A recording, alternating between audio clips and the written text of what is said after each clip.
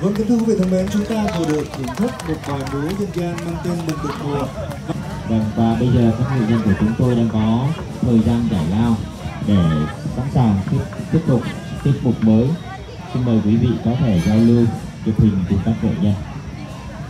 Thưa quý vị, như tất cả các buổi tối thứ bảy hàng tuần, chúng tôi đã đặt chiếc sân khấu, một chiếc gùi nhỏ